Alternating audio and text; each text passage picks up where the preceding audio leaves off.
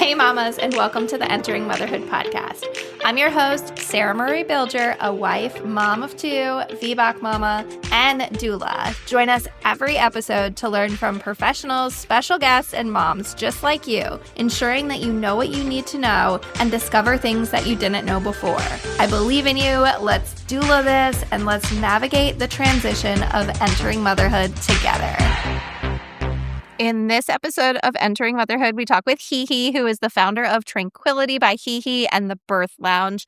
We chat about empowering women to use their voice and make informed decisions, not only in childbirth, but continue that into motherhood. We discuss consent, respectful communication, and understanding your medical options. Hehe emphasizes that parents can change their mind, advocate for their preferences, and parent in the ways that align with their values. The episode really encourages listeners to embrace their power, seek evidence-based information, and confidently navigate healthcare and parenting choices.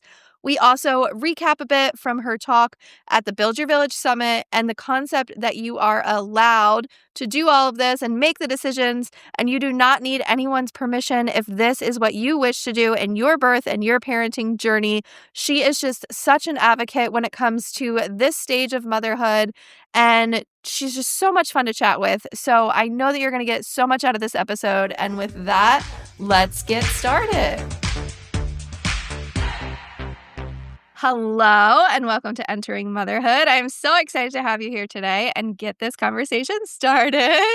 But for those of the listeners that do not know who you are, can you give us a little intro? Of course. Thanks for having me. Hi, everybody. I'm Hehe. I am the founder of Tranquility by Hehe and the creator of the Birth Lounge, which is a non-biased, non-judgmental, uncensored online childbirth education. And so we really talk about all of the topics that I think a lot of us are craving, but we don't know where to find those conversations. And or when we turn to the internet, there's a lot of censorship around those conversations. So you can come to the Birth Lounge and we will talk about them in a respectful way where you don't have to be worried about being judged or someone telling you that your choices are negligent or dangerous, but you can genuinely ask questions that are on your mind and get data-driven answers so that you can take that back to your healthcare team or whoever helps you make your decisions in your life to make those decisions. And then I also have a podcast, the Birth Launch podcast. My main mission, I think, in life is to help women really understand that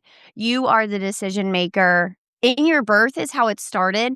And, now that I am expecting my own baby and I have started to walk a little bit of a different but similar path, that voice really transpires into motherhood too. And it's true from early childhood all the way through the end of our life, especially as women, we are taught be silent, sit down, be polite, use your manners, don't cause a scene, don't be combative. And I'm not encouraging anyone to be combative, obviously, but just because you speak up for yourself doesn't mean that you're a challenging woman. And so I think that's my main mission in life is to teach women how to use their voice and how do you be the decision maker of your life and the decision maker for your family and your children's health without being combative and challenging. And you simply are just using your voice. Yeah.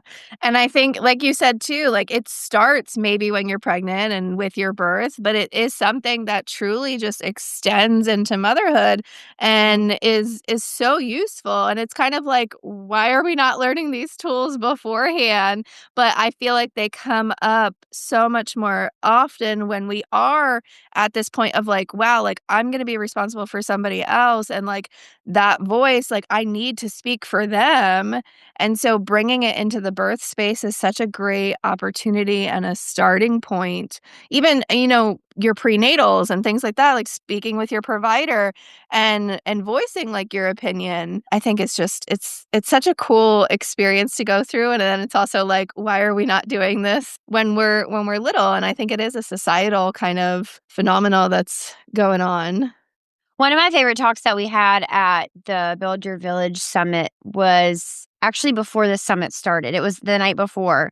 I mean, we were sitting around in the circle of moms and the circle of women, and not everybody in that circle was a mom yet. And it was a really cool dynamic because I'm in this in between phase where I'm not yet like a mom because my baby's not on the outside, right? So like I know some people are like, you're a mom. And I feel like that. I do, but like there is something about your baby is not quite here on the outside yet. And so I feel like I'm in this in between phase where I'm not quite a mom yet, but I'm not a mom.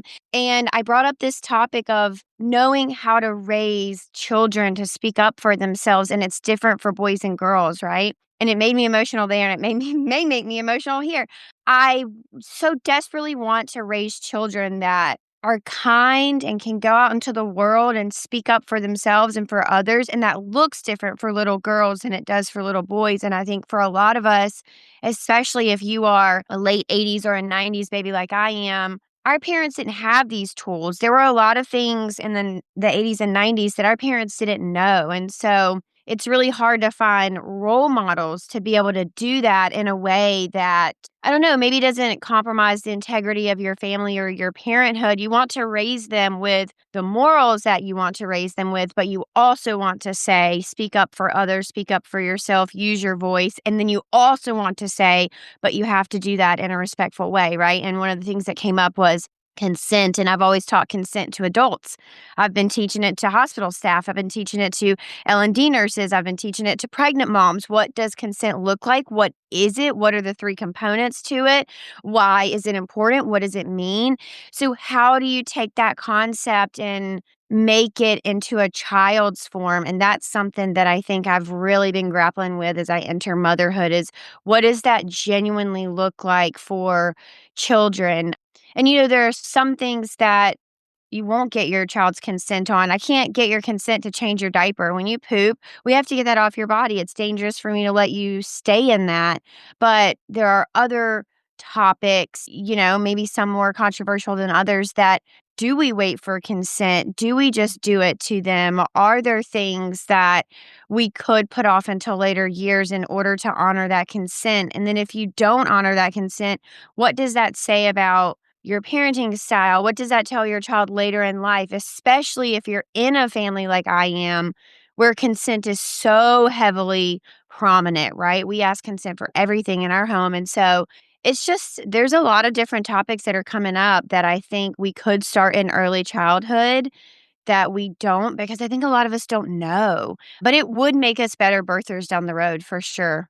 Yeah, it is interesting. I mean, there has been so my daughter is 6 and then my son is 3, and, like, there has been, just learning experiences going through everything and, like, almost, like, looking back on, like, our childhood and saying, like, how was that different and things like that, and even I wanna say, like, something as simple as a hug, but, like, we've Totally. had a lot of kind of kickback with, like, well, like, I gave them a present or I'm leaving or, like, I don't know when the next time I'm gonna see them, so, like, they need to give me a hug or something like that, or even just, like, greeting them, and I'm like, "Hey," like, they're allowed to make their own decision, and if they don't wanna be touched right now, I get it that we might not see you for a while, but you can, wave goodbye, tell them that you love them, like, give them affection in other ways that it doesn't have to be that physical touch because sometimes our kids are very, tapped out, and we want them to know, like, "Hey, we respect your body, we respect your space," and it doesn't have to be, "Oh, because they're here, you have to give them a hug," or whatever it might be. And so, like, we see that, like, really trickle into even the relationship between our 2 kids, and we'll see, like, their dynamic, and we'll say, like, "Oh, no," like, if they don't wanna give you a hug or, like, like, let's give them their space," and they'll kind of, like, respond to it, and it's cool to see it at such a young age even happening.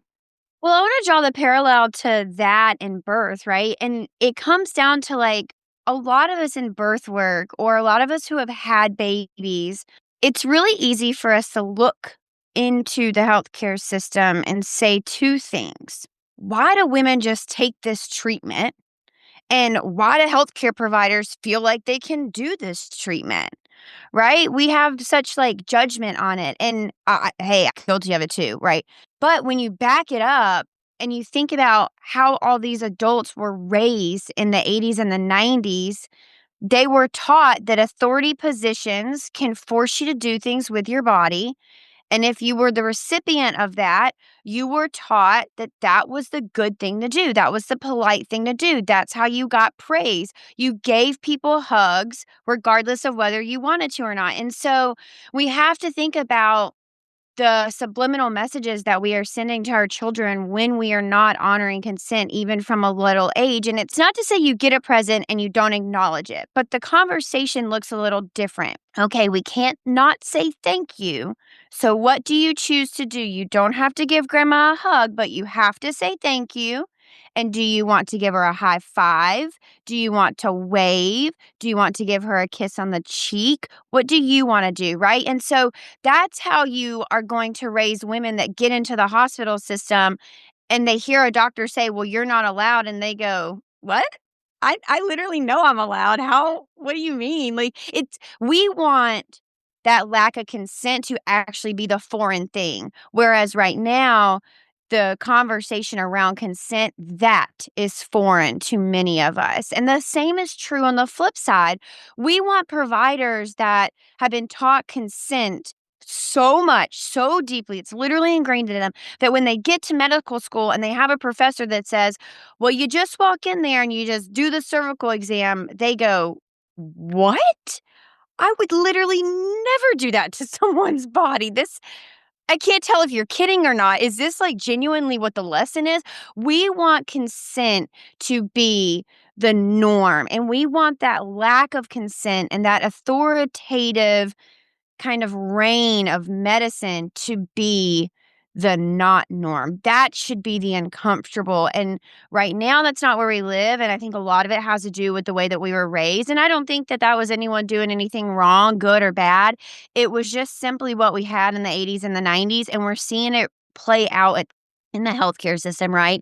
Hopefully, when our generation of children get into medical school, I mean, fingers crossed, medical school has changed. I will not hold my breath for that. So hopefully, once they get to medical school, they can start to challenge the norm and say, "Wait a minute, I like as a human don't have the authority to just go in and give someone a vaginal exam." So how do we make these two things mesh where, yes, I'm the professional, yes, I am the doctor, but I also have to ask this woman if it's okay for me to touch her, to touch her in her vulnerable spot, to enter her body.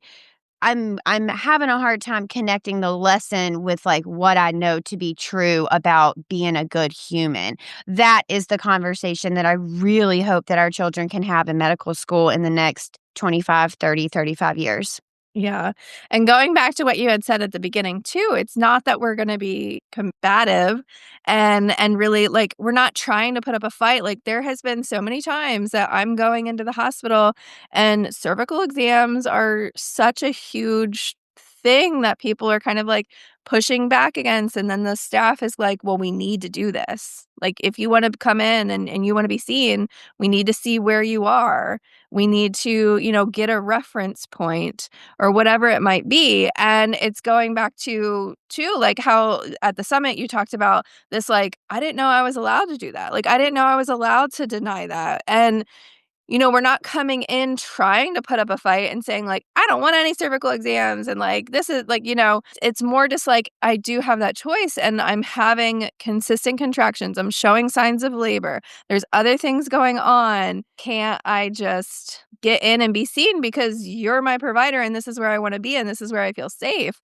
It's just like that pushback of like why are you denying women from going in and seeing their provider and being where they want to be just because of like one thing when there's other options, there's other things that we can do to show that a woman is in labor.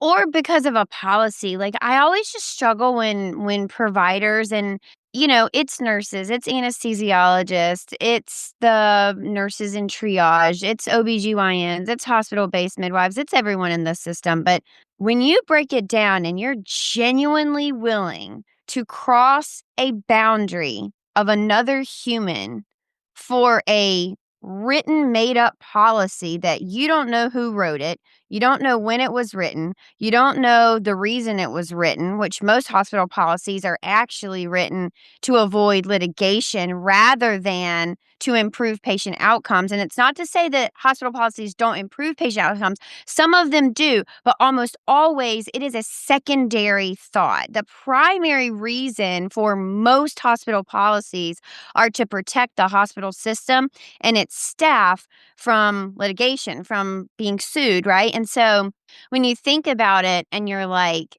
but I've told you about my abusive past, and I've told you that cervical exams are incredibly painful for me, both emotionally and physically.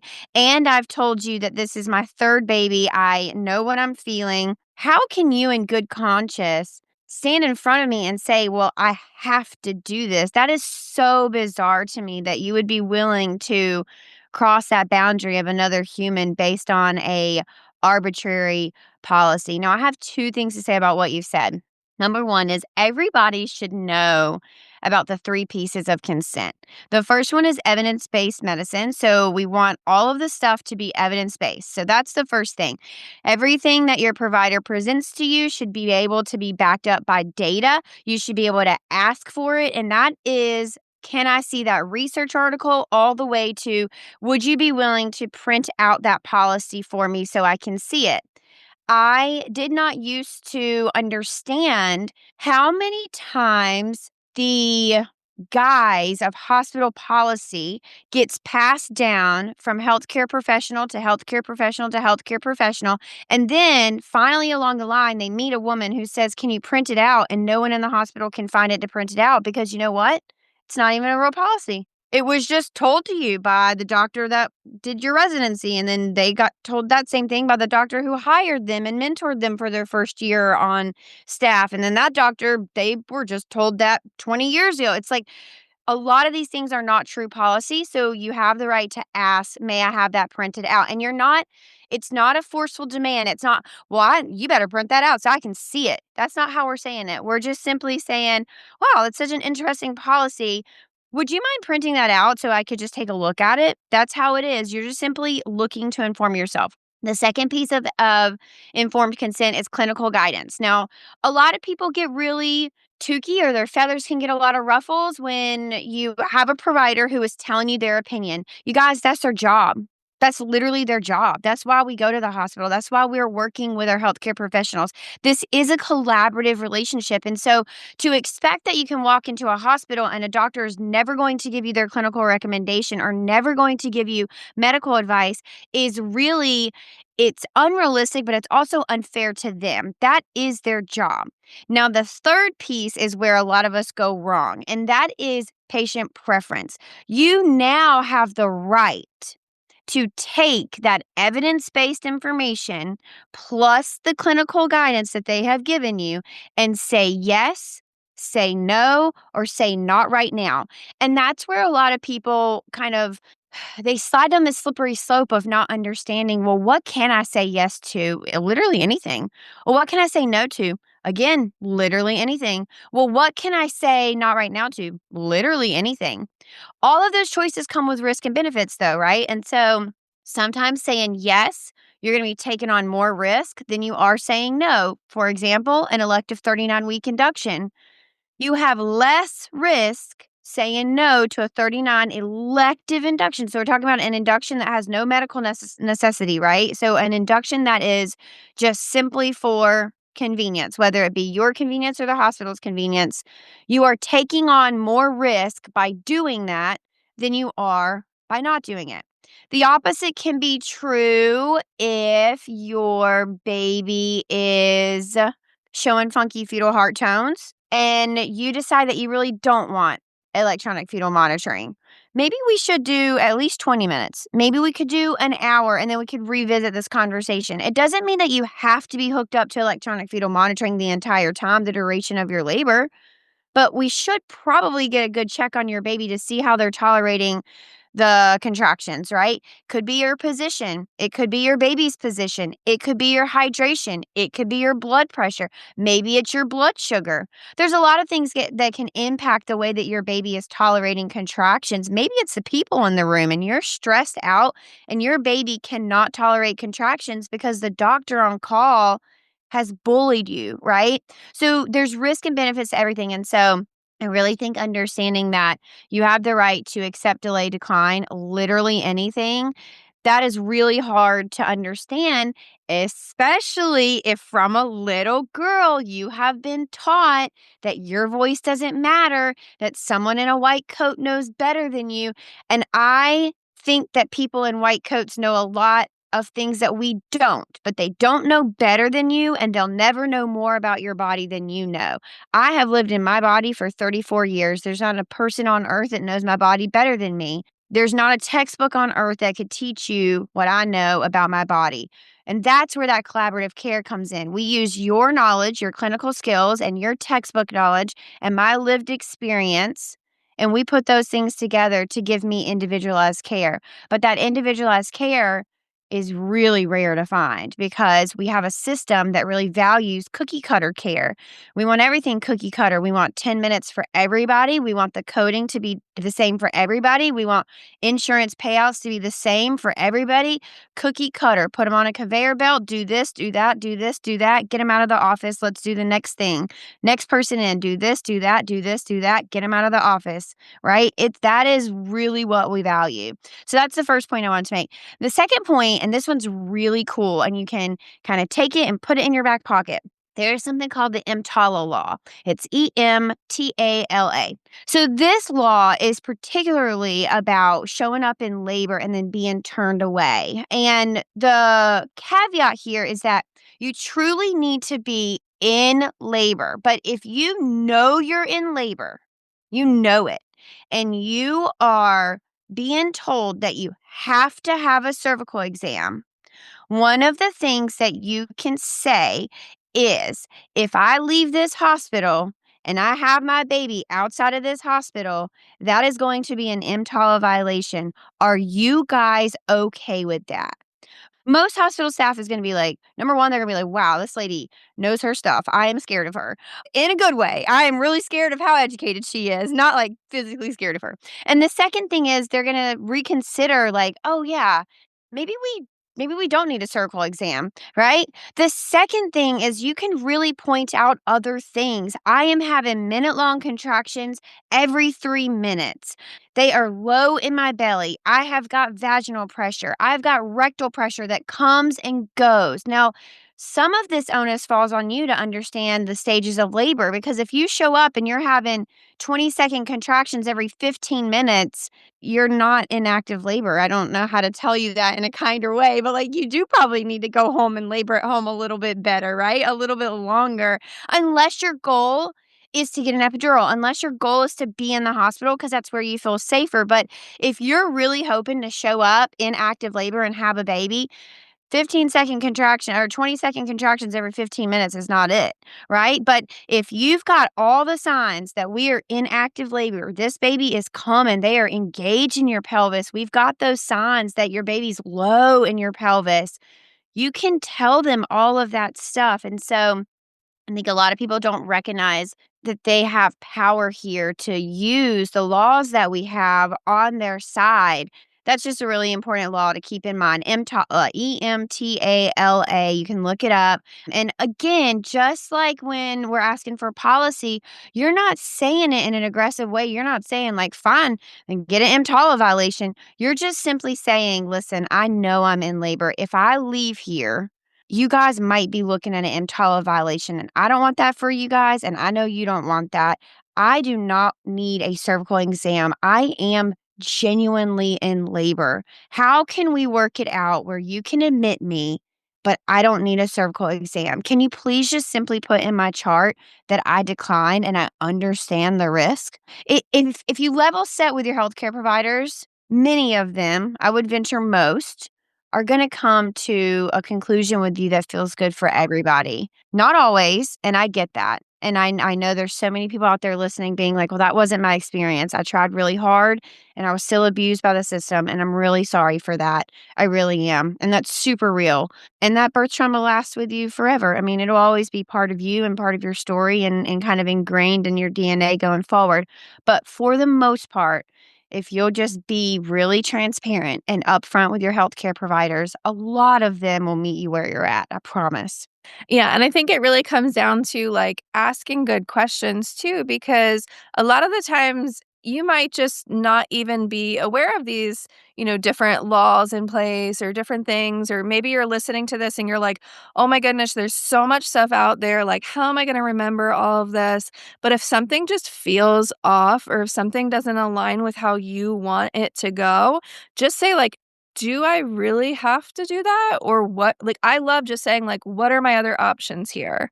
Yeah. Because that can really just open up the door. And like, some people are going to push back and be like, you don't have another option. This is your only option. And it's like, okay, well, like, that doesn't sound right to me. And like, hopefully you have information coming into you that you do know, like, I do remember hearing that I don't have to do that. Or I do know that I can take a moment and just wait for a little bit. And I think just like understanding that and knowing that, like, let's just kind of dig a little deeper and just ask, like, even in appointments.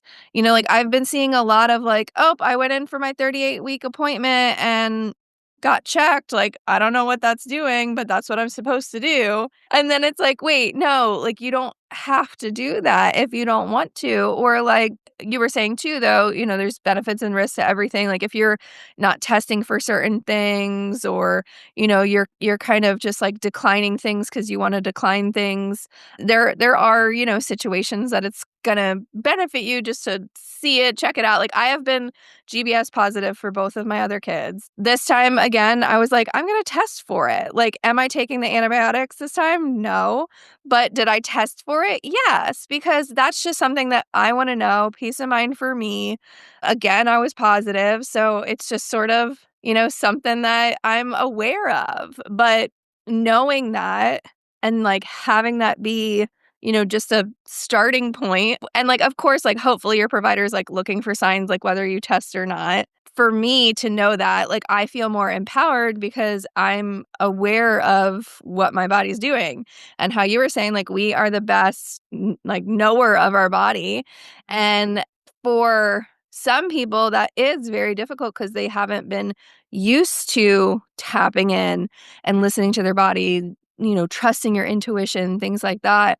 And so it can be a shock to your system if, like, now all of a sudden you're learning all of this stuff, you're trying to understand your body. Maybe you have, like, your whole life just kind of been influenced by the doctor. You've gone to the OB at a young age because you had painful periods or whatever it might be. And so you're just like, well, if they say that I need to do that, that's what I need to do.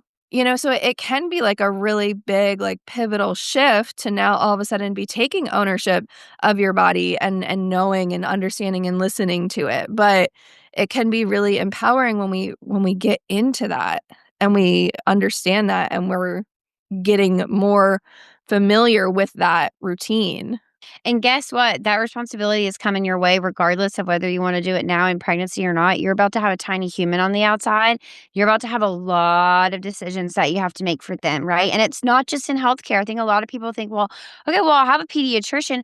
Okay, but you have schooling to do and you have extracurriculars to do and you have morals and ethics that you have to teach that child. And you have a lot of decisions to help teach your child and to raise them up in a way that is prideful for you, where you're proud of who you have raised, but more so to put a child out into the world that is a good person that's going to help put into our world positively. And so if you don't start to kind of cultivate that voice now, you find it difficult now, you're going to find it really, really difficult in motherhood. And this is not fear based. It's not to scare you. It is to say, start now slow while you have in the beginning a month between your prenatals. You can do a month of education and go into your next prenatal feeling at least just an ounce more confident and more informed. And then by the next one, maybe you're 2 or 3 ounces more informed and more confident. And take these 9 months to really cultivate your voice. And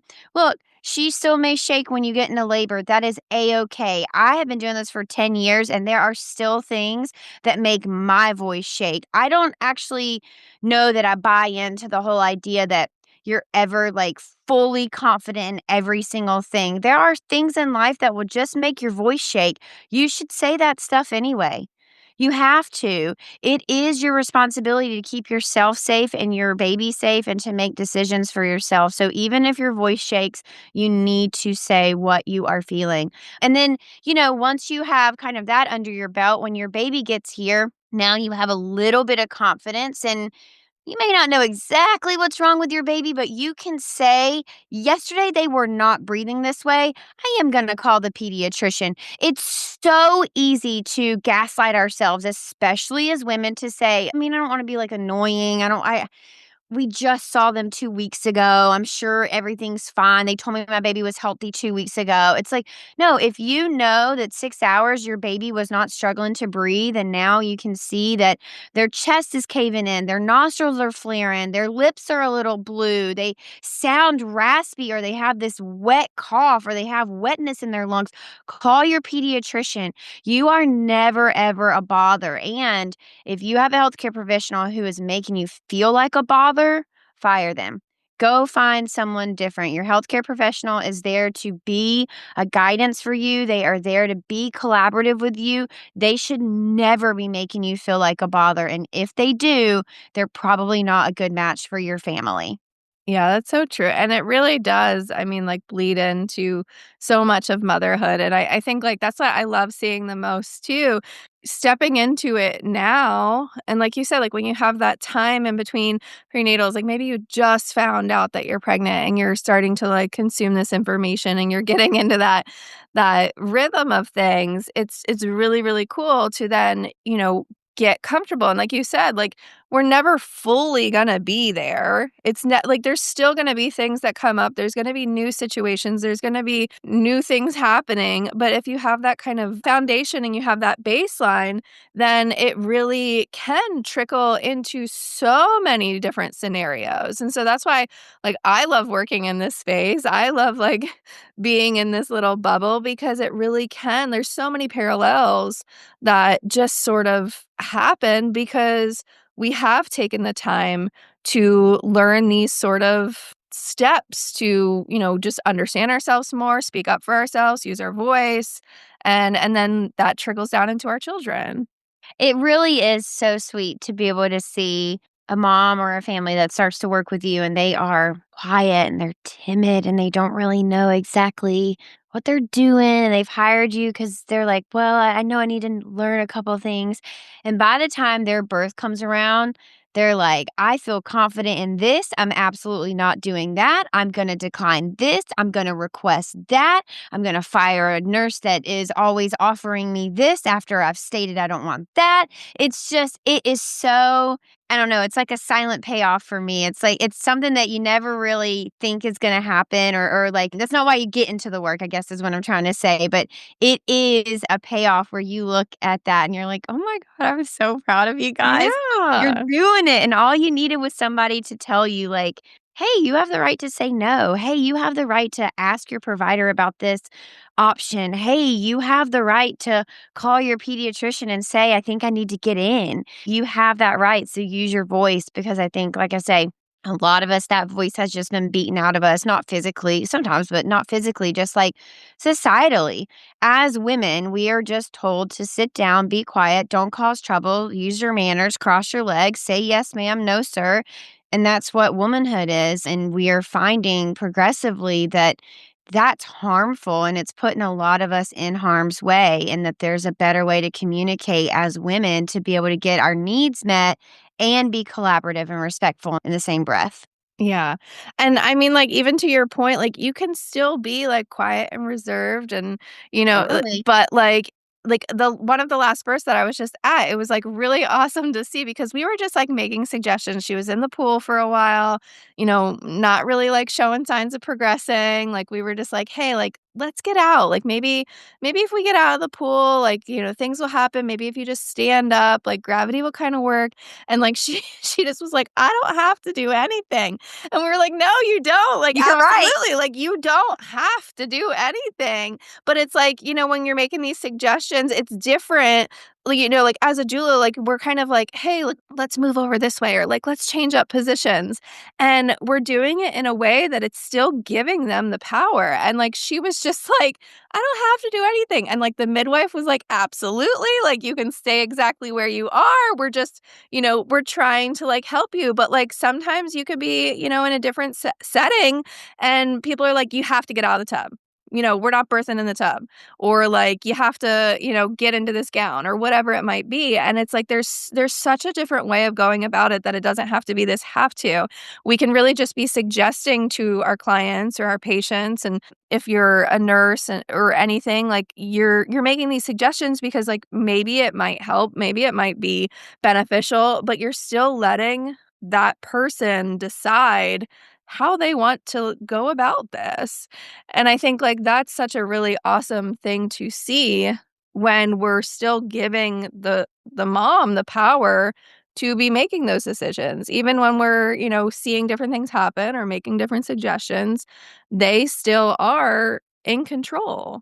So can I get like a little controversial? Obviously, it's like, can he not be controversial? Like, is it possible for me not to be controversial? No, I'm always controversial. This is true for healthcare providers and for consumers. Have to does not exist in birth, right? So, on the healthcare provider side, doulas, midwives, anybody who works in the hospital system, if you find yourself saying, well, you have to, you're wrong. They don't have to. They never did, and they never will. They don't have to. They don't have to do what you say. They don't have to accept this recommendation. They don't have to change positions. They don't have to at all. It is just your language is wrong. For consumers, for moms, now this is the controversial part, and this is kind of, you need to be in a space to really hear this. And so if you're not in that space, I just invite you to like hear it and put it into a place in your brain that you can revisit at a time that maybe you are open to hearing this, but you don't have to do anything. So for someone to say, well, I had to be induced, you didn't have to be induced. Well, I had gestational diabetes, you still didn't have to be induced. It doesn't mean that one didn't have a greater risk, but your right to say no to a medically necessary induction is still your right.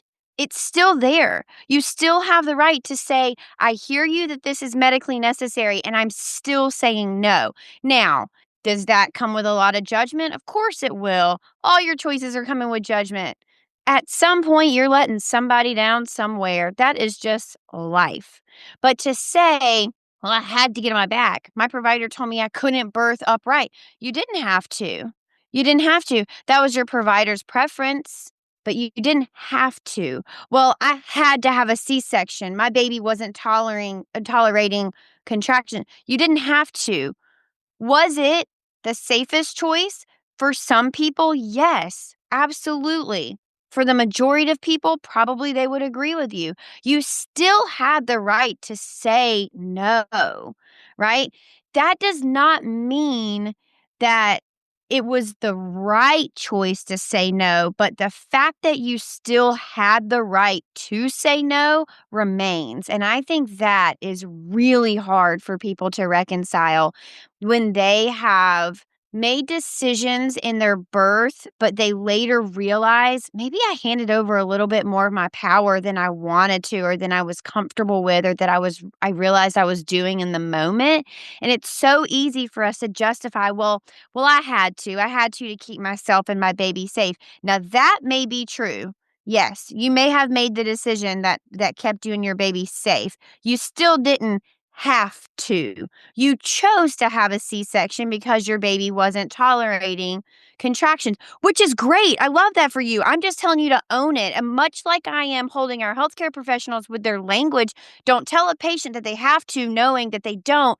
You have to stop saying, well, I had to, knowing that you didn't. You had the right to say no. I just want everyone's language to be really clear, and I want you to own your decisions, right? So, as a healthcare professional, I want you to say things like, our hospital policy suggests that you should do X, Y, and Z. My clinical recommendation is to follow the hospital policy. However, based on informed consent and the laws that are on your side, you certainly don't have to do that. And there are some other options that we can talk about. I wouldn't recommend those options, but we can certainly have a conversation about them. What do you want to do? That is the most, oh my God, that is the purest form of compassionate care that a provider can give to somebody. And a woman can say, I really didn't want a C-section, but my baby wasn't tolerating labor very well. And honestly, I chose to have a C-section because I didn't want to see the outcomes of if I declined it. Great. I love that. And that you're such a good mom. That does not make you less of a mom, but you did not have to have a C-section. You chose that, and I want you to be confident in that. Part of changing this language is saying, I made this decision, and I'm comfortable with that, and I'm confident in that, and I know I made the right decision. Amazing. That's what I want from you, right? That's what I want to hear. Yeah, and it really does make a huge difference. I mean, with my own story, that was a huge part of it. Like, I had in my head, like, I had to have a cesarean for my first, and, things just weren't working out. And, I was getting told, like, maybe your pelvis was too small. Like, you're such a petite person, like, la da da da da. And so, like, I had it in my head, like, I had to have that happen. And then I really took time to go back and, reevaluate that story and see what different parts there were. And now when I, explain it again, it's like, in the moment, like, I chose that because that's what I felt was the safest. And I can't go back. I can't know for sure if that was the right route or, what would have happened if I didn't. Like, and we can't dwell on that either. You can only make, a decision in the moment and know, though, like, having the education and having the information, this is the best choice that I want to make moving forward. And I think that's really, like, all we can do. And we can't, like, be like, well, what if, and this and that, and all these different scenarios. And a lot of times in birth, we don't have hours and hours to go and research something or, like, days to decide on things. But we do have, like, a moment and a second to ask another question. And we do have some time to just, like, get some clarification. And then in that moment, we're making the best decision possible. And that's really all we can do. That is all you can do. And you know what? That makes you a great mom.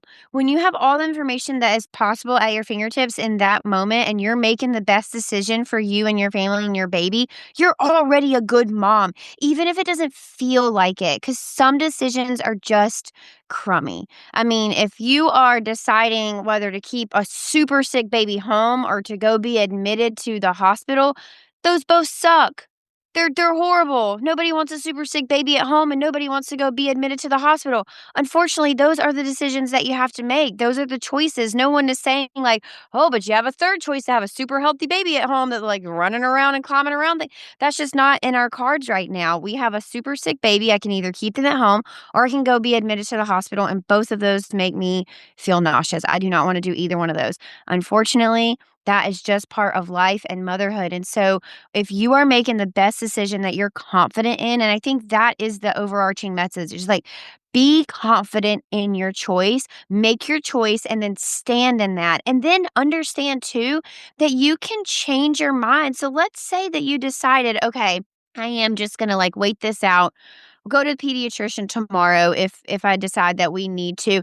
And then later that night, your baby has declined a little bit more. You've started to feel in your gut like, I don't think we can wait till tomorrow. Change your mind.